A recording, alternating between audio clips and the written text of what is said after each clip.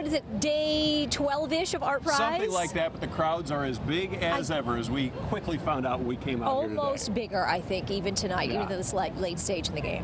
We are going to have all your ArtPrize coverage from here live at the Bob in downtown Grand Rapids, as well as other places around the city. But first, let's send it back to Christian and Janice in the Fox 17 studios. Hey, guys.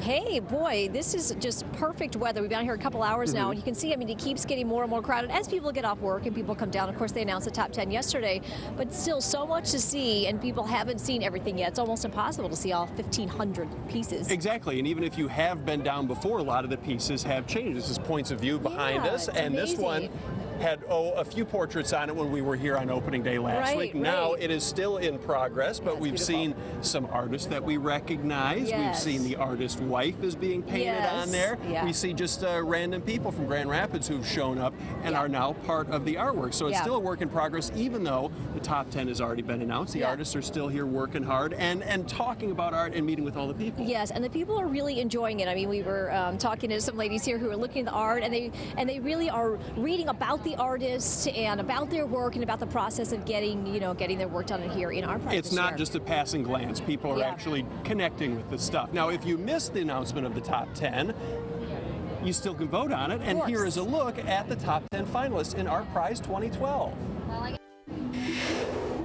And speaking of former President Gerald R. Ford, of course, he's right over here at the Bob, too. A giant head of Gerald R. Ford. The guys who did Lights of the Night are actually inside the Bob, and they're talking to a lot of people, and a lot of people are coming up to them and sharing their experience about actually being out there on Friday nights. When we were here last week, all the buzz was about Saddam Hussein hanging inside the cage. Now the buzz is all about Lights in the Night. Yes, which is much more positive and probably a lot nicer to talk about. And of course, we keep talking about how many people are down here, and certainly that has had an economic impact. So many of the businesses say that this has been their busiest year yet. Mitch Fick spoke with some of them. Take a look at what he found out.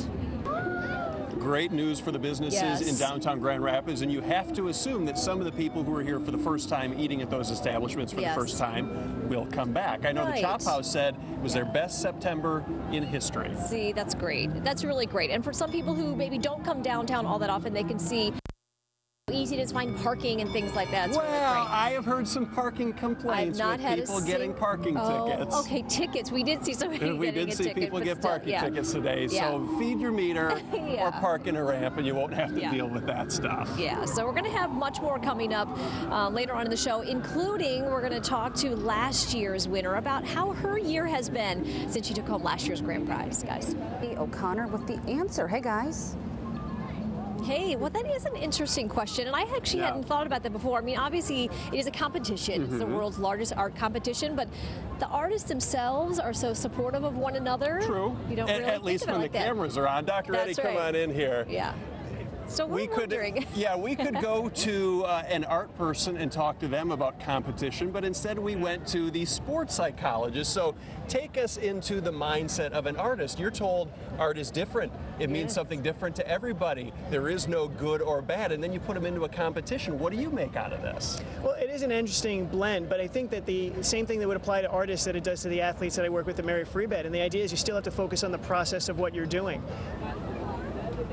Well, we have seen the one top 10 piece here, Janice, but we haven't had time to head over to the other pieces today. Of course, many of us have seen them already during the week. Take a look around here. The thing that impresses me most, we keep talking about the crowds, but I think this video speaks for itself here. There are old people, there are young people, there are families with infants, there are empty nesters, a lot of teens and tweens out here checking the scene out, and I think that's great for ArtPrize, it's great for Grand Rapids, and it's probably great for the people too, because even if they're not trying to learn too much, even by osmosis, I bet they're picking up a little bit of art and art appreciation out here. Now, we are talking about the top 10. We don't know who's going to win this year. There are a lot of good candidates, but whoever wins, it's definitely going to change their life, as it did with last year's winner, who happens to be standing by right now, with Michelle.